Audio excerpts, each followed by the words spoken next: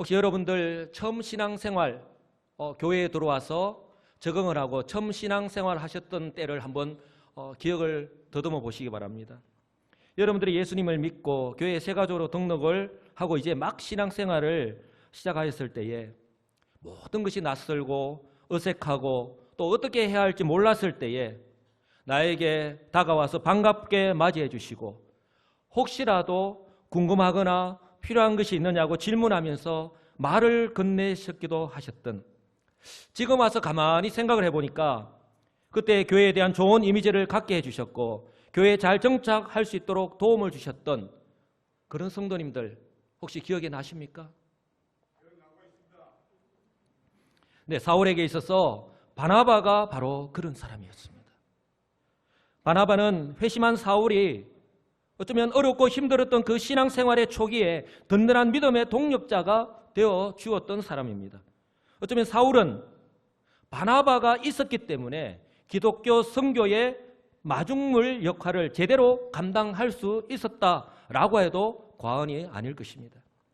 저는 오늘 본문을 통해서 사울이 회심하고 난 후에 어쩌면 가장 힘들었던 믿음 생활의 초기에 어쩌면 사울에게 있어서 그 하나님께서 맡기신 자기의 사역을 감당하기 위해서 가장 필요했던 그때에 예루살렘 교회에 잘 정착할 수 있도록 그리고 자신이 복음 전도자 그 사명을 감당할 수 있도록 도와주었던 믿음의 동력자 바나바에 대해서 살펴보기를 원합니다.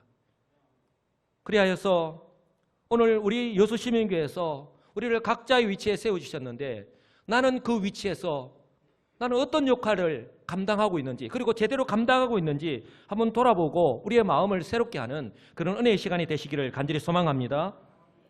여러분, 사울은요 대제사장의 공문을 가지고 다메섹으로 그 예수님을 체포하러 이제 가다가 다메섹 도상에서 부활하신 주님을 극적으로 만났습니다. 이것은 사도행전 9장 초두에 제가 이미 지난번 설교에서 이렇게 살펴봤던 내용입니다. 그렇게 대제사장의 공문을 가지고 다메섹으로 떠난 지 3년이 지난 어느 날 사울이 예루살렘으로 돌아왔습니다.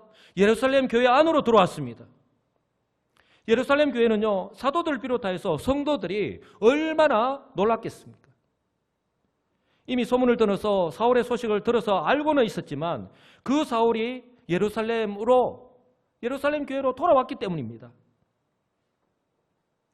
이 소문은 예루살렘 전체에 쫙 퍼졌을 것입니다. 예루살렘 교회뿐만이 아니라 바로 유대교회에 속한 유대인들도 그 소식을 들었을 것이고 아마 놀라기는 마찬가지였을 거예요. 왜냐하면 모두 다 사울이 과거에 행했던 그 일들, 그 사역 때문에 그렇습니다. 이처럼 예루살렘 교회와 성도들에게 큰 아픔과 상처를 주었던, 우리가 생각할 때 가까이 하기에 너무나 먼 당신이 어느 날 우리 교회에 새가족으로 등록을 하고 믿음 안에서 교제하기를 원하였습니다. 만약에 여러분들이 그 당시에 그 예루살렘 교회 그 자리에 계셨다면 어떻게 하셨겠습니까? 하나님이 하셨습니다.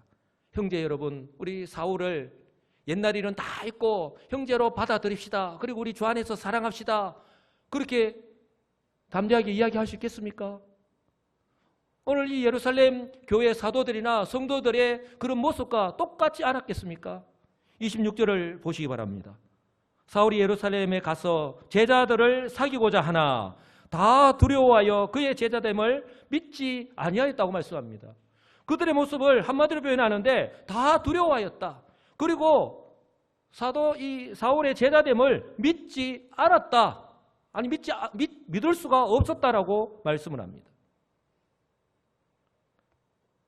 제자들 모두 다 사울을 두려워하였습니다. 왜냐하면 사울이 예수를 믿고 주의 제자가 되었다는 말을 도저히 믿을 수 없었기 때문에 그렇습니다. 왜냐하면 사울이 어떤 사람이었는가를 기억하는 사람은 사울이 예수님을 믿는다는 것은 상상조차도 할 수 없는 그런 일이었기 때문에 그렇습니다.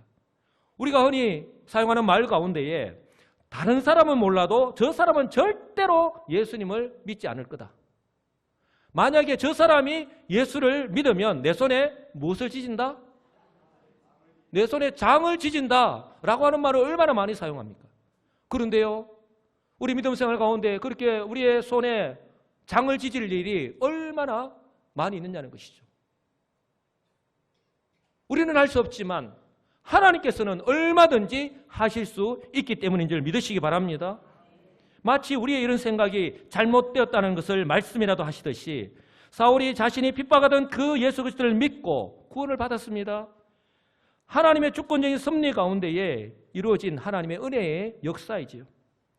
사도행전 9장 서두에서 이미 살펴보았듯이 사울은 하나님의 구원 섭리 가운데에 특별하신 부르심을 받았습니다. 오순절 성령 강림 이후에 교회와 복음의 초창기라고 하는 이 특별한 때에 복음의 핍박자였던 사울을 부르셔서 땅끝까지 이르러 내 복음의 정인이 되고자 하는 바로 그 복음 전파를 위해서 일하게 하신 것입니다. 그리고 2000년이 지난 지금 이 시대에는요, 이 땅에 세우신 교회를 통해서 바로 우리 여수시민교회도 그 교회 가운데에 하나라고 하는 사실을 꼭 기억하시기 바랍니다. 이 땅에 세우신 교회를 통해서, 즉 때를 따라 부르신 저와 여러분들을 통해서 이러한 하나님의 구원 역사를 계속해서 서내려가고 계신다라고 하는 사실을 꼭 기억하시기 바랍니다. 이것이 바로 흔히 목사님들이 이야기하듯이 사도행전 29장을 서내려가는 거예요.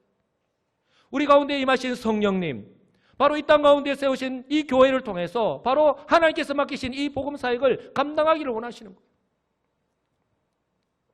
제가 강도사로 2년, 그리고 부목사로 7년을 섬겼던, 제 30대를 다 바쳤던 그 교회에서 섬겼던 섬김이 있었던 일인데요. 아내는 그 누구보다도 심성이 곱고 착하신 분입니다. 주의 종의 말이라면 그저 순종하고 잘 이렇게 따르고 섬겨주었던 그런 분이었습니다. 그분이 정말 이 새벽에 일어나기 정말 힘들어하셨던 분인데요. 그럼에도 불구하고 새벽을 깨우셨던 분입니다. 이렇게 새벽을 깨우면서 기도하신 이유가 자녀들의 올바른 믿음 성장도 있었지만, 그러나요, 주된 이유는 바로 남편의 구원 때문입니다. 그 남편은 우리나라 최고의 대학을 졸업하셨고, 또한 일본 기업, 이름을 대면 알 수 있는 일본의 그 유수 기업에서 인정받을 정도로 잘 나갔던 그런 분입니다. 어느 날 이분에게 전도하기 위해서 저를 비롯한 우리 전도팀들이 강남에 있는 그 남편의 사무실에 찾아갔던 적이 있습니다. 저는 그때 장면을 아직도 이렇게 선명하게 기억하는데요. 남편은 책상에 앉아서 다리를 꼰 채로 담배를 피우시면서 자기의 아내와 함께 목사님 저와 우리 전도팀들이 들어갔는데 우리의 존재는 전혀 의식하지 않고 별로 신경을 쓰지 않았습니다.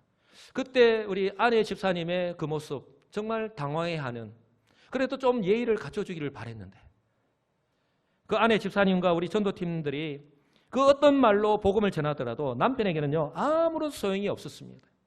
오죽하면 그 아내가 기도하기를 남편의 사업이 망하는 한이 있더라도 하나님 아버지 꼭 예수 믿게 해달라고 그렇게 간절하게 기도했습니다.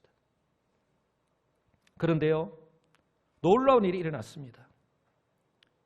마치 오늘 사울이 그렇게 다메섹 도상으로 예수 믿는 자들을 체포하기 위해서, 잡아가두기 위해서 떠났는데 오늘 3년이 지난 어느 날 예루살렘으로 다시 돌아왔듯이, 예루살렘 교회 안으로 들어왔듯이 어느 날 남편이요, 그 교회의 이 마당에 큰 상수리 나무가 있었습니다. 정말 많은 사람들이 그 상수리 나무 아래에서 쉴 수 있도록 그렇게 큰 나무였는데 어느 날 그 교회의 앞마당 가운데 있는 그 상수리 나무까지 들어오신 거예요. 교회 안으로 이제 들어온 거죠. 그 다음에는 교회의 로벳까지 들어오셨습니다. 그리고 그 다음에는 본당 안으로 들어왔는데 저 뒤에 우리 세가족 위원들과 우리 유목사님이 앉아 계시는 저 뒷자리에 딱까지 들어오신 거예요. 그리고 그 다음에는요 세례를 받고 지금은요 집사의 직분을 받아서 교회를 얼마나 잘 섬기고 계신지 모릅니다. 그 더운 여름에 교회에 필요한 것이 있다면 그분이 와서 직접 재료를 사와서 자르고 붙이고 만들고 그렇게 했던 분이 바로 그분이에요. 하나님께서 하신 일인 줄 분명히 믿습니다. 그리고 그렇게 열심히 기도하고 성경 공부를 하고 구역장으로 섬기고 전도를 열심히 하였던 그 아내는요 권사가 되고 그 다음에 전도사가 되어서 교회를 섬겼는데 지금은 교단을 옮겨서, 왜 우리 교단에서는 목사가 될 수 없으니까 교단을 옮겨서 신학대학원을 졸업하고 강도사가 되어서 지금 서울에서 사역하고 있습니다. 저는 이 모든 것이 우리 하나님의 섭리요 하나님의 은혜인 줄 분명히 믿습니다. 제가 왜 이 말씀을 드립니까? 제가 무슨 말씀을 드리려고 합니까? 사람들은 안 된다라고 생각할 수 있고 그렇게 포기할 수 있습니다. 그러나 하나님은 가능한 줄 믿습니다. 하나님께서 하시면 가능합니다. 나는 너희 생각과 다르다라고 말씀합니다. 그러므로요, 우리 역시요, 저 사람은 예수 믿을 사람이 아니다라고 미리 단정을 하거나 포기하면 안 된다라고 하는 사실입니다. 이것이 바로 저와 여러분들이 전도 대상자가 그 어떤 사람이라 할지라도 포기하지 않고 하나님께 맡기며 기도해야 하는 이유이고요. 그리고 복음을 전해야 하는 이유인 줄 분명히 믿으시기 바랍니다. 이처럼요, 내 생각을 내려놓고, 한번 따라서 할까요? 내 생각을 내려놓고 하나님의 뜻에 구하고 순종할 때, 여러분, 이처럼 내 생각을 내려놓고 하나님의 뜻을 구하고 순종하는 것이 바로 우리가 할 일이에요. 그리고 그 다음은요, 하나님의 영역이에요. 하나님께서 알아서 하실 줄 믿습니다. 우리가 가끔 착각하는 것은 내가 이 사람을 전도해가지고 어떻게든 이 사람을 내가 예수 믿게 해서 데리고 와야 되겠다, 그렇게 생각하는데 구원의 영역은 하나님께서 하실 영역이에요. 그렇다면 예루살렘 교회 성도들이 왜 사울의 이 회심을 믿지 않았을까요? 아니, 믿을 수가 없었을까요? 바로 사울의 성품이나 그 사람이 과거에 행한 일들, 우리는 이것을 이력이라고 하죠. 바로 그 사람의 과거의 이력 때문에 그렇습니다. 교회와 성도들 대상으로 한 이 사울의 이력은 정말 화려하지 않습니까? 대단합니다. 군중들이 스데반 집사를 죽일 때에 그 현장에서 막강한 영향력을 행사했던 사람이 사울입니다. 그리고 교회를 핍박하고 성도를 잡아서 감옥에 가두던 일에 앞장서서 아마 2등가라면 서러워할 정도로 열심히 감당했던 사람이 바로 사울입니다. 그 당시에 사울은요, 성도들에게는 마치 저승사자와도 같은 그런 존재라고 할 수 있는 거예요. 이것이 바로요, 그 당시의 사울의 모습이자 그 당시에 이 예루살렘 교회 성도들이 사울을 기억하는 모습입니다. 사도행전 8장 3절인데요. 사울이 교회를 잔멸할세. 이름, 이 글자부터도 참 별로 안 좋잖아요. 잔멸했다. 이 원어의 의미가요, 야수, 우리 동물의 왕국을 보면 이 사자나 호랑이 같은 것들이 연약한 초식 동물을 잡아먹을 때에 딱 그 사냥감을 정하고 돌진해 가가지고 바로 이 목덜미를 낚아채고 그 짐승을 어떻게 처리하는가, 저 여러분들 그런 동물의 왕국을 통해서 잘 알고 있잖아요. 이처럼 이 잔멸하다는 말이요, 야수처럼 날뛰면서 휩쓸어 달리는 거예요. 그 앞에서 누가 살아남을 수 있겠냐는 거죠. 이처럼 사울이 교회를 잔멸할세 각 집에 들어가 남녀를 끌어다가 옥에 넘겼다고 말씀합니다. 사도행전 9장 1절에 보면 사울이 주의 제자들에 대하여 여전히 위협과 살기가 등등하였다. 바로 이것이 사울을 기억하는 이 예루살렘 교회 성도들의 모습이에요. 초대교회와 성도들에게 정말 큰 고난과 아픔을 안겨다 주었던 사울이, 그런데 어느 날 갑자기 그들에게 다가와서 내가 당신들과 같이 예수님을 믿습니다 라고 하면서 자신을 믿어달라고 하고 함께 교제를 나누기를 원하니까 그들의 입장에서는 정말 당황할 수밖에 없고 믿을 수 없는 그런 현실 가운데 놓인 것이죠. 물론 사울의 입장에서는 답답할 수 있습니다. 저와 여러분들의 그 진심을 몰라줄 때에 얼마나 답답합니까?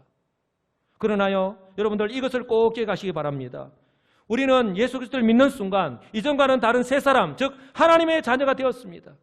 그러나 다른 모든 것은 다 그대로라고 하는 사실입니다.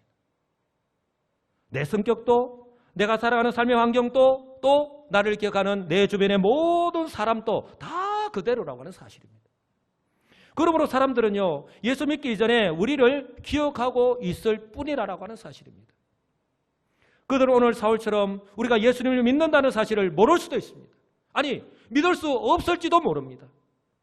그리고 아직 그들에게 내가 예수를 믿고 이제는 다른 사람이 되었다라고 하는 것을 변화된 삶의 모습을 통해서 아직까지 보여주지 못했기 때문이기도 합니다. 그러므로 우리에게 필요한 것이요, 힘이 들고 때로는 억울할 때도 있지만 그래도 불구하고 한번 따라서 합시다. 때를 기다려야 합니다. 때를 기다려야 합니다. 성도들이 믿을 수 있을 때까지 우리가 진심은 통한다라고 하잖아요. 설령 지금은 나를 못 믿는다고 하지만 나의 진심을 알아줄 때가 있을 것이다. 그러므로 인내하면서 기다려야 하는 거예요. 왜냐하면요, 저와 여러분들을 포함하여서 대부분의 사람들은요, 사람들의 말이 아니라 행동, 즉 우리의 변화된 삶의 모습을 통해서만이 저 사람이 이제 예수 믿고 변화되었구나, 이제 저 사람의 말을 믿을 수 있겠구나 라고 그렇게 평가하기 때문에 그렇다는 거예요. 내가 이만큼 기도하고 있으니까, 내가 이렇게 변했으니까 여러분 나를 믿어주시오. 그것은 어떻게 보면 억지와도 같은 것이죠. 사람들은 그렇게 나를 인식하고 있지 않기 때문에. 나는 지금 예수를 믿고 성도가 되었지만, 그리고 죄에 대해서 용서를 받았지만 과거의 나의 삶, 바로 내가 행한 모든 흔적까지는 다 사라지는 것은, 그들의 기억에서 다 사라지는 것은 아니기 때문에 그렇습니다. 마치 사울처럼 나를 아는 사람들은요, 나를 예수를 믿기 이전만의 그 모습만을 기억하고 있기 때문에 그렇습니다. 그렇기 때문에 오늘 사울이 예루살렘 교회의 성도들과 그렇게 신앙의 교제를 가지러 가지만 쉽지 않은 이유가 여기에 있는 거예요. 이처럼 어쩌면요, 사울이 예루살렘 교회에 적응하지도 못하고, 그래서 하나님께서 자신에게 맡겼던 이 이방인의 사도로서의 사명 또한 제대로 감당하지 못할 뻔한 그런 위기에 처했는데, 그런데요, 하나님은요, 하나님의 때에 일을 하십니다. 하나님은 사람을 통해서 일하시잖아요. 이때 사울에게 준비하신 사람이 누구입니까? 이런 위기의 순간에 사울을 보증하는 사람이 나타났습니까? 그 사람이 누구죠? 바로 바나바입니다. 바나바는 그 당시에 예루살렘 교회에서 정말 영향력이 있는 사람이었습니다. 오늘 이 성경을 보시기 바랍니다. 사도행전 4장에 보면 이 바나바가 처음으로 성경에 등장하는데요, 이렇게 소개합니다. 구브로에서 난 레위족 사람이 있으니 이름은 요셉이라. 사도들이 일컬어 바나바라. 자신의 본명이 바나바가 아닙니다.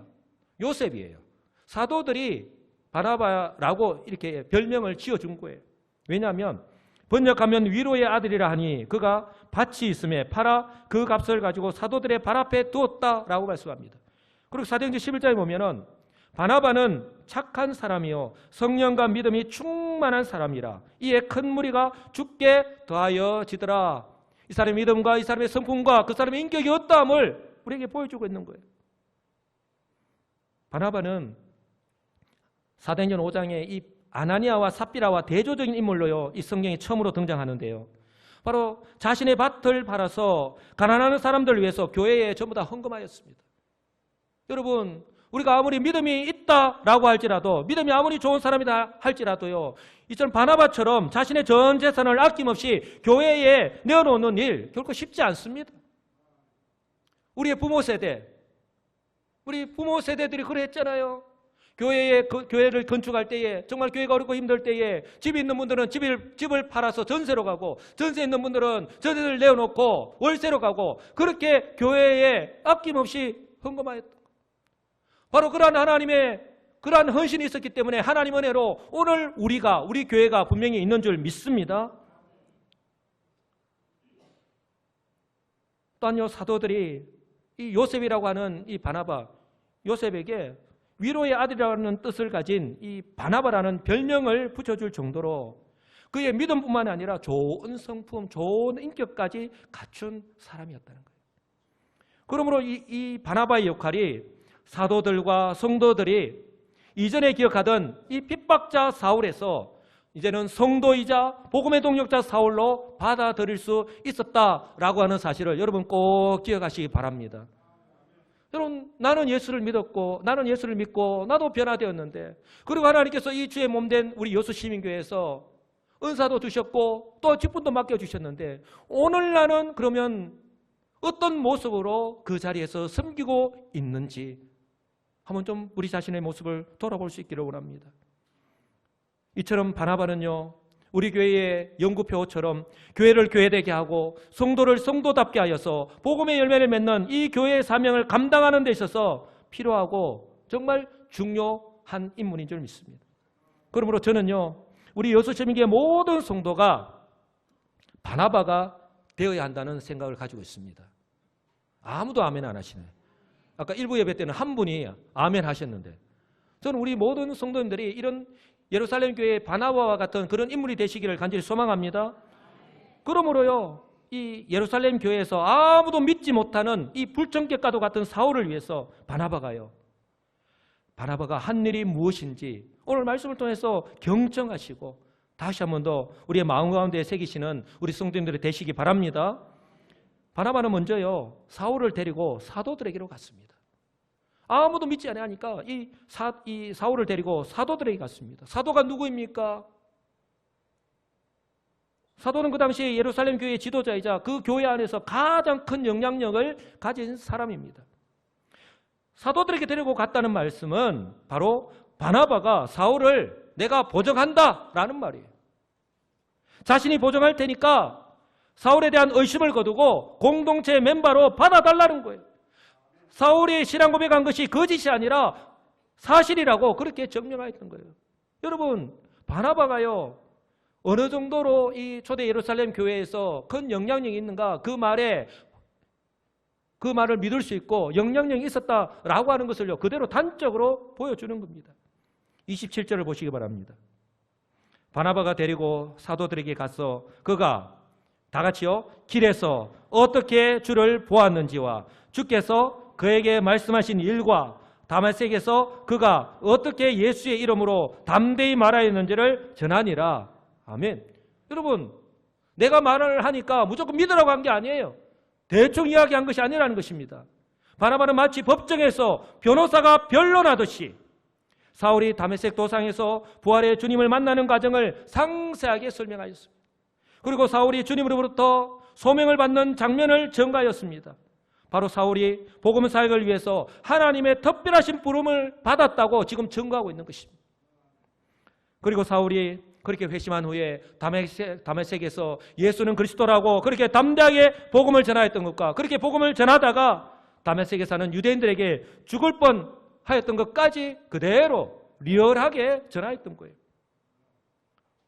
이러한 바나바의 도움 때문에 사울은요, 예루살렘 교회에서 더 이상 성도들의 오해를 받지 않을 수 있다는 거예요. 여러분, 만약에 어떤 사람이 왔을 때에 제가 담임 목사인데 제가 저 사람을 믿습니다. 여러분, 저 사람을 제가 믿으니까, 신뢰하니까 여러분들도 믿어주십시오 하면 여러분들 믿지 않겠습니까? 아마 제가 여러분들에게 그만큼 신뢰감이 있고 여러분들이 저를 믿는다면 아마 제 말을 듣고 다 믿고 따라줬을 거예요. 바로 그런 일이 지금 이 초대 예루살렘 교회 가운데 이 바나바 한 사람으로 인해서 나타났다고 하는 사실입니다. 그리고 이것은요, 한 걸음 더 나아가서 사울에게 맡기신 이 복음의 사도로서의 역할을 감당할 수 있도록 한 것이에요. 만약에 그때에 예루살렘 교회에게 바나바가 없었다면, 오늘 여수시민교회에 내가 없었다면 사울과 같은, 아니 사울은요, 예루살렘 교회의 믿음의 발걸음을 한 발자국도 내디디지 못하였을지도 모른다라고 하는 사실입니다. 그러므로 우리 교회에도 바나바와 같은 좋은 믿음과 성품을 가진 성도들이 필요한 줄 믿습니다. 그래서 저를 비롯하여서 우리 모든 성도들이 바로 이런 바나바가 되기를 바라는 것입니다. 그래서요, 아직 구상 중인데 우리에게도 때가 되면 이게 하반기가 될 수도 있고요, 내년이 될 수도 있는데 바나바 학교를 오픈해서 우리 성도님들이 그렇게 준비된 모습으로 믿음으로 인격적으로 또한 성품적으로 그렇게 준비할 수 있는 그런 시간을 가지기를 원합니다. 이처럼요, 바나바의 도움으로 예루살렘 교회에서 사울에 대한 모든 의심이 사라졌습니다. 이처럼 바나바의 도움이 있었기 때문에 사울은요, 예루살렘 교회에서 이제는 제자들과 함께 할 수 있었고 또한 그들과 함께 자유롭게 교제할 수 있었습니다. 그리고 예루살렘에서요, 예수 그리스도의 그 십자가와 부활의 복음을요, 담대하게 전할 수 있었습니다. 여러분, 사울이 이렇게 담대하게 복음을 전할 수 있었다라고 하는 것을요, 그냥 그 말씀만 우리가 보시면 안 돼요. 사울은요, 이미 구약 성경에 있어서 능통한 지식을 가지고 있습니다. 그리고 부활의 주님을 직접 만났습니다. 그리고 그분으로부터 직접 소명을 받았습니다. 그러니 오늘 사울이 그들에게 복음을 담대히 증거할 때에 얼마나 그 영향력 있게 그 복음이 증거되어졌겠느냐 하는 것입니다. 28절, 29절 보시기 바랍니다. 사울이 제자들과 함께해서 예루살렘에 출입하며 또 주 예수의 이름으로 담대히 말하고, 이렇게 소극적으로 복음을 전한 것이 아니라 성도들과의 교제도, 그리고 복음을 전하는 것도 아주 공격적으로, 이전에 자신이 그 유대교 신자였을 때 그렇게 열심히 했던 것처럼 이제는 내가 성도가 되었고 이방인의 사도로 부름을 받고 난 후에도 똑같이, 사람은요 절대 안 바뀌거든요. 하나님은요 내가 바뀌어도 있는 모습 그대로 사용하시는 거예요. 여러분, 여기서 담대했다는 말은 숨김없이 자유롭게 말하였다는 거예요. 이제 본격적으로 복음의 사도로서의 그 사명을 감당할 수 있게 된 것을 말씀하고 있는 것입니다. 사울이 이처럼 예루살렘에서 담대히 복음을 전가하였는데 그 대상 중 하나가 바로 복음을 들었으나 믿지 못하고 계속해서 의문을 제기하였던 바로 헬라파 유대인들이었습니다. 헬라파 유대인들은 여러분들이 잘 아시다시피 이스라엘이 아닌 다른 지역에서 태어난 사람들이에요. 헬라 문화의 그 영향을 받고 자랐고 지금은 예루살렘에서, 이스라엘에서 살고 있지만 히브리어나 아람어가 아닌 헬라어를 사용하고 있는 유대인들입니다. 한마디로 혈통적으로는 외모는 유대인들인데 유대인과는 다른 헬라적 사고방식과 외모를 갖춘 그 유대인들이 바로 이 헬라파 유대인들입니다. 굳이 여러분들이 이해하기 쉽게 예를 든다면 우리 미국에서 살고 있는 이민 1.5세대, 2세대, 3세대 라면 좀 이해가 되시겠습니까?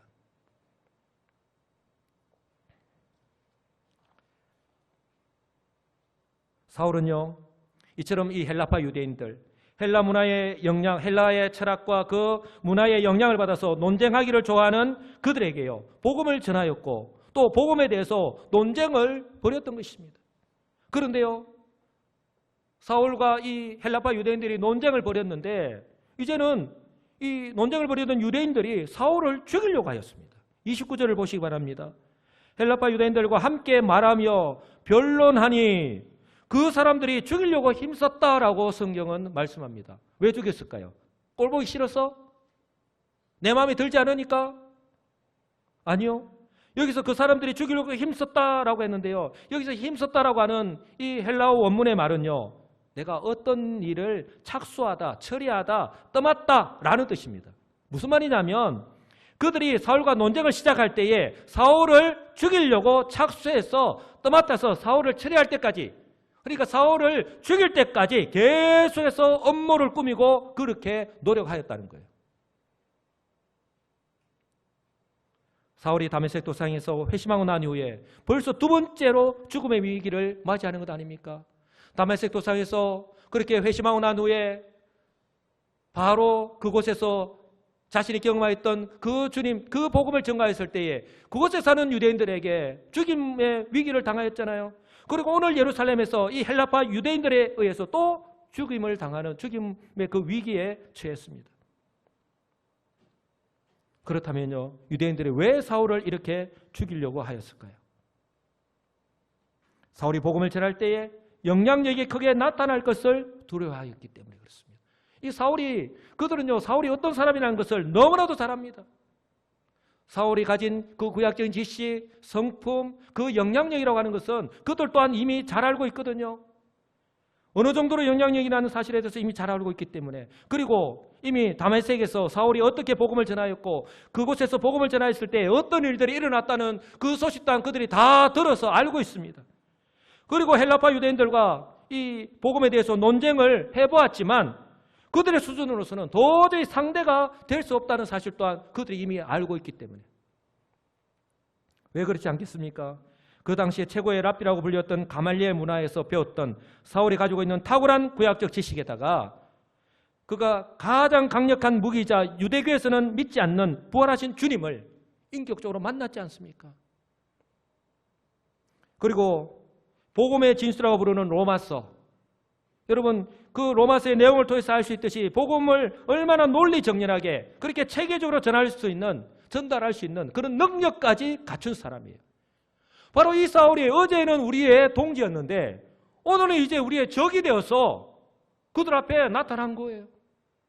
그러니 그 사울을 살려둘 수가 있겠습니까? 바로 유대교에 있어서는 큰 적이 아닐 수가 없기 때문에. 그런데요, 이제는 이러한 그들의 업무를 알게 된 믿음의 형제들이 사울을 데리고 가이사랴로 내려가서 사울의 고향인 다소로 보냈다고 성경은 말씀을 합니다. 근데 여기서 우리가 기억해야 될 것은 이렇게 예루살렘을 떠난 사울이요, 사도행전 11장 25절에서 바나바가 사울을 찾으러 다소에 다시 갈 때까지 사도행전에서는 더 이상 언급하지 않습니다. 나오지 않습니다. 사울이 도망갔나? 라고 우리가 이해할 수 있지만, 그러나 하나님께서 사울을 부르셨고 하나님께서 맡기신 그 일을 감당할 때가 있다는 것이죠. 그때까지 하나님께서 그 죽음의 위기에서 지키고 보호하신다라고 하는 사실을 여러분 꼭 기억하시기 바랍니다. 여러분, 사울이 고난을 당하는 것은 이미 우리는 성경을 통해서 너무나도 잘 알고 있습니다. 사울이 다메섹으로 가는 도중에 바로 이방인을 위한 사도로 부르심을 받은 목적이 있습니다. 9장 15절 16절을 보시면 주께서 이르시되 가라, 이 사람은 내 이름을 이방인과 임금들과 이스라엘 자손들에게 전하기 위하여 택한 나의 그릇이다라고 분명히 말씀합니다. 그리고 그가 내 이름을 위하여 얼마나 고난을 받아야 할 것을 내가 그에게 보이겠다고 말씀합니다. 지금 이미 당하였던 고난과, 그리고 이제 본격적으로 사도행전 13장 이후에 선교사로서의 복음을 전할 때 그가 당할 그 모든 고난을 다 포함하고 있는 거예요. 그런데 여기서 우리가 기억해야 될 것은 사울이 예루살렘을 떠난 것은 외형적으로는 헬라파 유대인들이 이 사울을 죽이려고 하는 그 위험 때문인 것처럼 보입니다. 그러나 실제로는 예수님께서요, 이 사울을 그 하나님의 때에 사용하시기 위해서 지금은 지키고 보호하시는 것임을 알 수 있는 거예요. 이미 사울에게 환상을 보여주셨습니다. 이러한 사실은요, 바로 사울이 훗날에 3차 선교 여행을 마치고 예루살렘으로 돌아옵니다. 그가 예루살렘으로 돌아오면 체포될 줄 뻔히 알면서도 그는요, 성령의 인도하심을 따라서 예루살렘으로 갔습니다. 그리고 그곳에서 체포된 상태에서 유대인들을 향하여서 자신이 믿음의 변증을 하는데요, 그 가운데서 자신이 예수 그리스도를 믿게 되는 과정과, 그리고 복음의 사도로서의 자신의 사명에 대해서 간증을 하는 장면이 있는데, 바로 그때에 바로 오늘 이 사건, 자신이 예루살렘을 떠나서 가이사랴를 떠나서 이 구브로로 가게 되는 그 사건에 대해서 고백을 합니다. 이게 바로 사도행전 22장 17절과 18절에 나오는데요, 이렇게 말씀을 합니다. 후에 내가 예루살렘으로 돌아와서 성전에서 기도할 때에 황홀한 중에 봄에 주께서 내게 말씀하시되 속히 예루살렘에서 나가라, 떠나가라는 거예요. 그들은, 유대인들은, 헬라파 유대인들은 내가 내게 대하여 증언하는 말을 듣지 아니하리라 하시거늘. 그들은 지금 너희가 복음을 전하더라도 듣지 않는다는 거예요. 너가 죽을 위기에 놓일 수 있다는 거예요. 그러나 너는 내가 너에게 맡긴 일이 있기 때문에 하나님께서, 지금은 그때가 아니라는 것이죠, 그때까지 하나님께서 지키고 보호하시는 것입니다. 바로 하나님께서 사울을 부르시고 그를 통하여서 하시고자 하는 뜻이 있었기 때문에 사울은 하나님의 인도하심에 순종하여서 예루살렘을 떠났던 것입니다. 사랑하는 성도 여러분, 이것은요, 복음의 확장을 위해서 사울을 부르시고 사용하셨던 그 1세기 당시뿐만 아니라 주님께서 다시 오실 때가 점점 가까워지고 있는 지금 이 시대에도 마찬가지라고 하는 사실을 꼭 기억하시기 바랍니다. 하나님의 때에 사울을 부르시고 사울을 통해서 이방 나라에 예수 그리스도의 십자가와 부활의 복음을 전파하게 하시고 교회를 세워가시는 그 거룩한 일을 위해서 바로 때를 따라 바나바와 같은 믿음의 동력자를 붙여주셨다라고 하는 사실, 이 거룩한 일은요, 주님 다시 오실 때까지 계속되어야 한다고 하는 사실을 믿으시기 바랍니다. 이것이 바로 우리 여수시민교회가 존재하는 이유이고요, 하나님께서 저와 여러분들을 이때에 우리 여수시민교회에서 함께 신앙생활을 하게 하신 이유임을 믿으시기 바랍니다. 이제 말씀을 맺습니다. 우리 교회 안에도요, 바나바의 도움이 필요한 많은 사울이 있습니다. 여러분 관심 있게 한번 돌아보시기 바랍니다. 이제 갓 예수를 믿고 이제 막 신앙생활을 시작하는 성도, 마치 사울과 같은 그런 우리 성도가 있을 수 있습니다. 그리고 과거에 내가 교회 안에서 상처를 입고 떠났다가 오랜 시간 동안 내가 신앙생활을 쉬었다가 다시 이제 하나님의 은혜 안에서 신앙생활을 시작하려고 하는 그런 사울도 있을 수 있습니다. 그리고 멀리에서 사시다가 이제 이사를 와서 우리 교회에 대한 좋은 소문을 듣고 우리 교회에서 다시 신앙생활을 하려고 하는 그런 사울도 있을 수 있습니다. 바라기는요, 그분들이 우리 교회 안에 잘 정착할 수 있도록 마치 오늘 바나바처럼 그렇게 사랑과 관심을 돌아보는 우리 시민교회가 되기를 간절히 소망합니다. 그래서 하나님께서 사울에게 맡기신 그 사명을 잘 감당할 수 있도록 믿음의 동력자로서의 바나바의 역할을 잘 감당하시는 우리 성도 한 사람 한 사람이 되시기를 주님의 이름으로 간절히 소망합니다. 이를 위해서요, 내가요, 따라 삽시다. 인격적으로, 실력적으로, 믿음으로 잘 준비된 바나바가 되게 하여 주옵소서. 아멘. 그랬어요. 31절 말씀처럼 우리 여수시민교회가 하나님의 은혜로 평안하여 든든히 서가는 교회. 다 같이 한번 읽어보겠습니다. 하나님의 은혜로 평안하여 든든히 서가는 교회. 하나님을 경외하고 성령의 위로하심이 넘치는 교회. 주께서 날마다 구원받는 자들을 더해주시는 부흥의 역사가 나타나는 교회. 그런 교회가 되기를 우리 주 예수 그리스도의 이름으로 간절히 축복합니다. 아멘.